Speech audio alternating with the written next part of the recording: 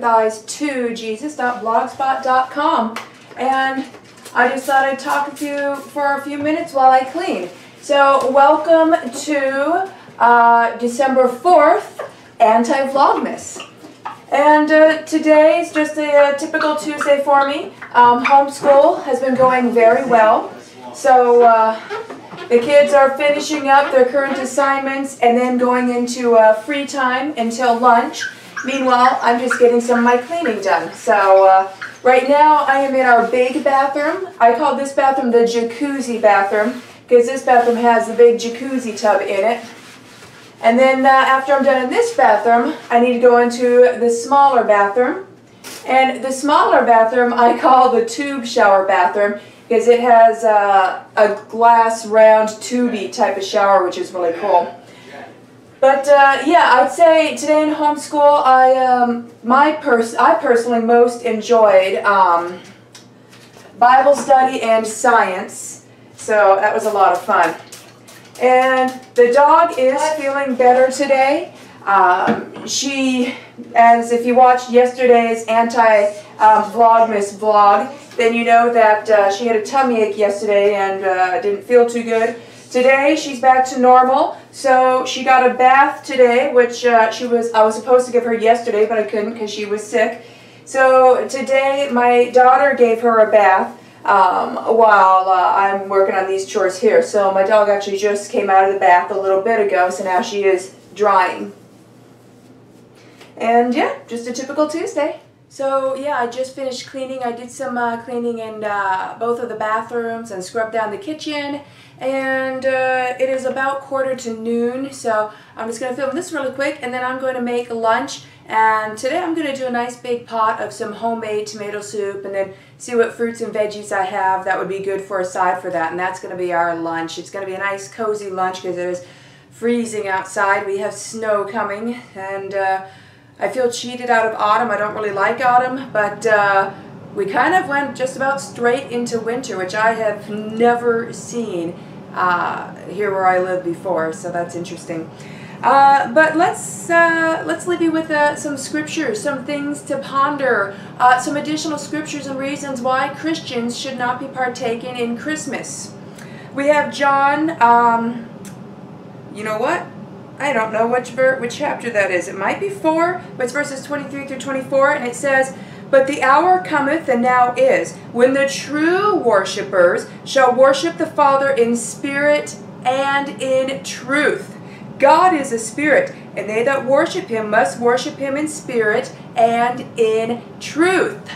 Too many Christians today, from my observations, are no longer seeking truth. They're going with what feels right, what they think are making other people happy, what they think makes them happy.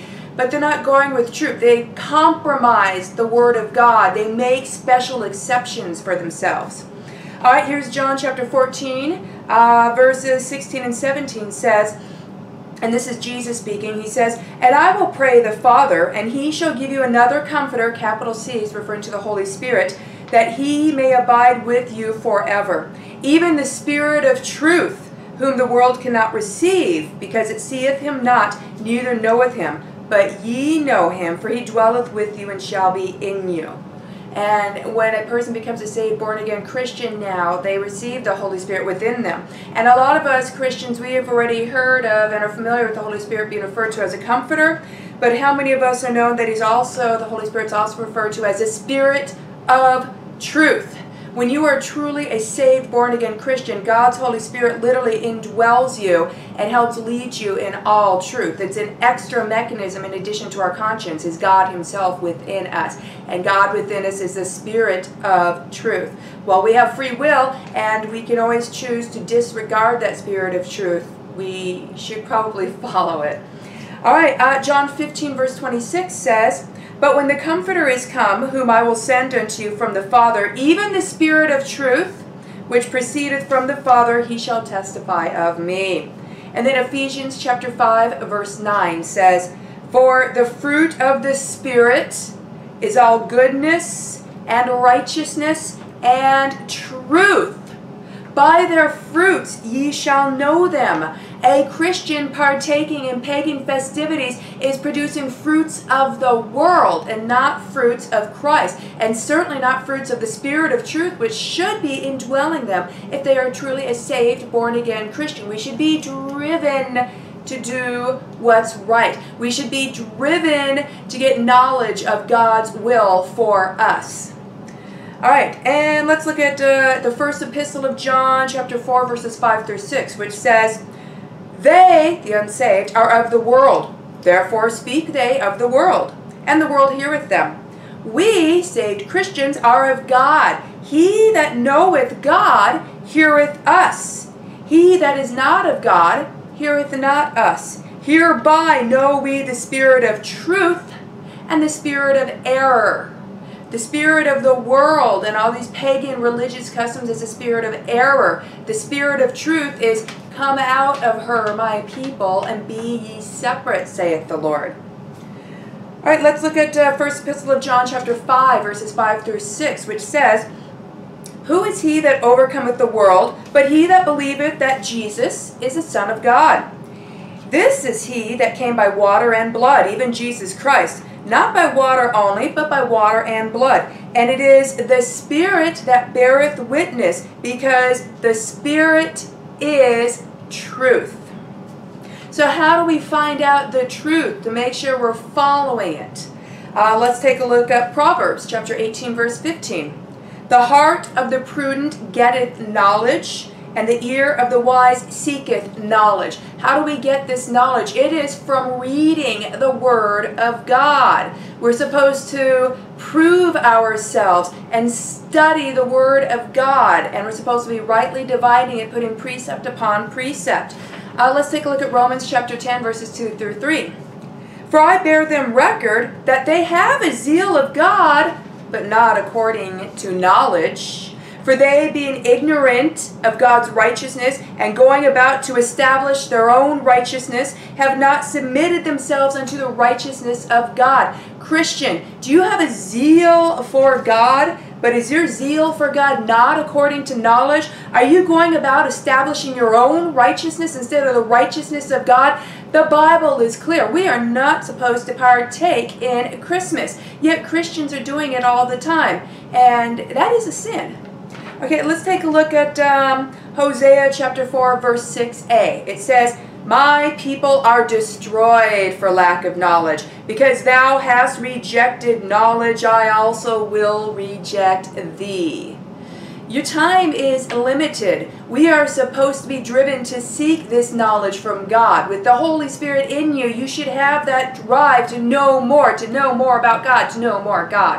And you get that through reading the King James Bible. If you are not in your Bible every day, you need to check your walk. Something is wrong. If you have been saved for more than a year and you haven't read through the whole Bible at least once by that time, you better check your walk. Where are your priorities really at? Are your priorities really at serving the Lord and doing His will that He has for you on this earth? Or are your priorities elsewhere? This is an important thing to get straight, because this short vapor of a life we have on this earth determines our eternity. It doesn't just determine heaven or hell. It determines our treasures in heaven and rewards given to us as well. All right, let's look at 1 Corinthians chapter 10, verse 7. "Neither be ye idolaters, as were some of them. As it is written, the people sat down to eat and drink and rose up to play." That's referring to when Moses was on the mount for 40 days, receiving the 10 Commandments from the Lord. And the Israelites got a little tired waiting for him. Probably one of their pagan festivals was coming up, and they wanted to celebrate that. But they also knew God is real. Yahweh, Jehovah is the real deal. They saw the miracles. So what did they do? Hey, let's put up an altar to God, they said. And let's build a golden calf and put that in front of the altar. And so they sat down to eat and drink. They had a feast unto the Lord. But then they rose up to play, which involved fornicating and other lascivious acts in front of that golden idol, and doing festivities that was done in Egypt from whence they came. and they added their pagan festivities to following the one true God. And God says not to be like that. Neither be ye idolaters, as were some of them.